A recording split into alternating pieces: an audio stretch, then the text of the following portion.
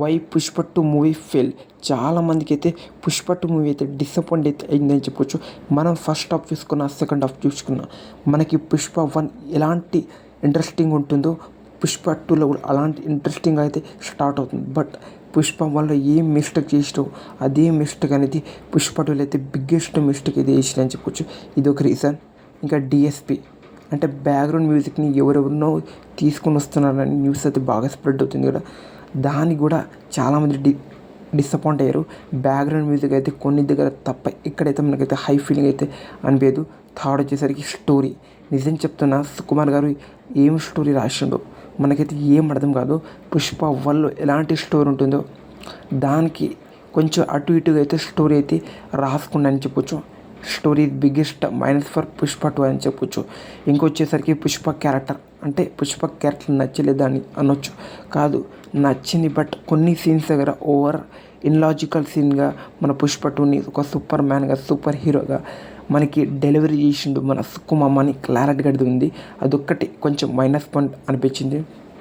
దాంతో వచ్చేసరికి పుష్ప సినిమాని కొంచెం మైనస్గా అనిపిస్తుంది. అంటే ఇది ఒక కమర్షియల్ సినిమా. మనం కమర్షియల్ సినిమా చాలా చూసినాం. బట్ కొన్ని యూనిక్ వేలో అయితే చూపిస్తారు. సుకుమార్ కూడా అదే టైప్లో అయితే చూపించడానికి ప్రయత్నించిండు. బట్ అక్కడైతే కొంచెం ఫెయిల్ అయిందని చెప్పొచ్చు.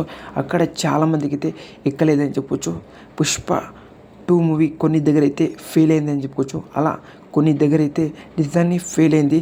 మనకి సాంగ్ విషయం కూడా ఒక ఫీలింగ్ అనే సాంగ్ వస్తుంది. ఆ సాంగ్ వచ్చినప్పుడు మనకైతే చిరాకు పుడుతుంది.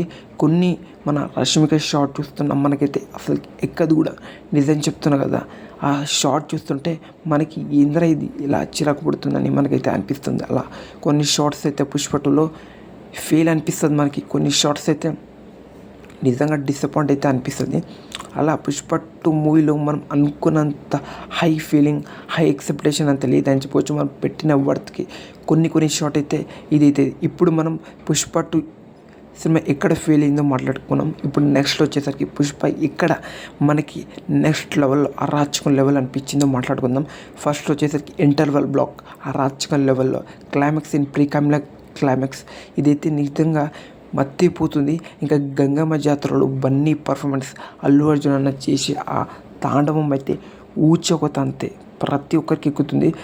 కానీ చెప్తున్నా కదా, పుష్ప 2 నిజంగా సూపర్ హిట్టే.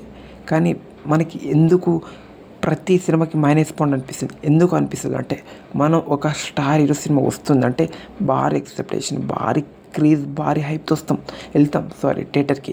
అప్పుడు మనకి ఎక్స్పెక్టేషన్ హైగా పెరుగుతుంది.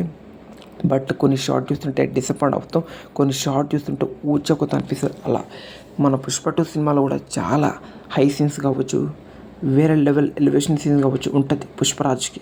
ఇంకా మన సుకుమార్ గారు అయితే కొన్ని క్యారెక్టర్ని సరిగా యూజ్ చేసుకోలేదనిపించింది. మంగళని సీన్ వీళ్ళని చాలా క్యారెక్టర్స్ ఉన్నాయి.